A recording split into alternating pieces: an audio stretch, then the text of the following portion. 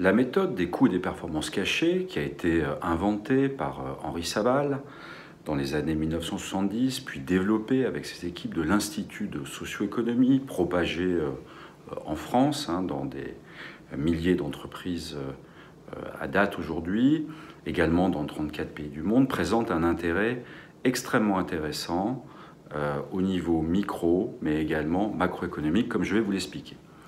Alors, dans les entreprises et les organisations, qu'elles soient privées, publiques, petites ou grandes, la méthodologie est extrêmement pertinente en fait pour identifier des gisements de ressources internes mal identifiés, mal reflétés par les comptabilités. C'est ce qu'on appelle donc les coûts cachés. Alors, comme exemple de coûts cachés bien connus par les dirigeants et les responsables, nous avons dans les entreprises bien sûr les coûts de l'absentéisme, les coûts des défauts de formation, les coûts engendrés par les défauts de qualité, les coûts des mauvaises conditions de travail, les coûts du manque d'engagement des salariés, de la démotivation par exemple, qui ne sont pas reflétés ou mal reflétés par les systèmes d'information comptable classiques. La méthodologie permet en fait d'identifier, de mesurer ces coûts.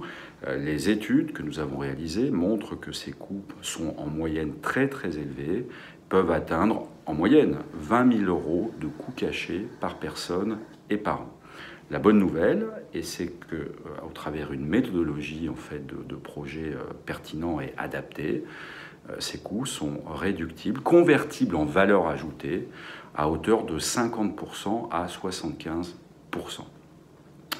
Au niveau macroéconomique, la méthode est également extrêmement utile pour, en s'appuyant sur ces résultats, faire des projections, améliorer la prise de décision.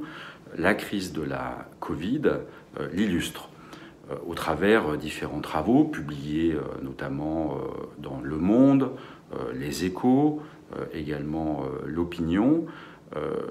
La méthodologie, en fait, appliquée à un niveau micro, permet de voir donc que environ les coûts cachés peuvent représenter jusqu'au double des coûts visibles et par capitalisation, par consolidation, permet donc de faire des projections concernant la crise de la Covid. Par exemple, lors du premier confinement, l'INSEE, en coût visible, estimait que le coût de la crise s'élevait à 75 milliards d'euros par mois. La méthode des coûts cachés permet de dire que ce montant est minoré et que les coûts cachés de la crise de la Covid pendant un mois de confinement tel que celui du mois de mars dernier peut atteindre jusqu'au double. Quels sont ces coûts cachés ? Eh bien, c'est les coûts cachés, par exemple, de la cybercriminalité qui se développe énormément en phase de confinement, le coût des risques psychologiques qui se développe énormément dans la période actuelle, les coûts également donc du télétravail mal organisé ou du 100% télétravail dont nous avons montré en fait qu'ils impactaient énormément la performance. Par symétrie, on peut dire aussi donc que ces coûts au niveau macroéconomique pourraient être réduits donc par des mesures appropriées, alors de meilleur management du télétravail, de meilleur management des processus de tester, tracer, isoler, etc. Et donc que ces améliorations pourraient réduire le coût total, on appelle ça le coût intégral d'un mois de confinement, jusqu'à 50%. D'ailleurs, c'est exactement ce qui se passe dans les pays qui réussissent à maîtriser un peu mieux que nous cette pandémie.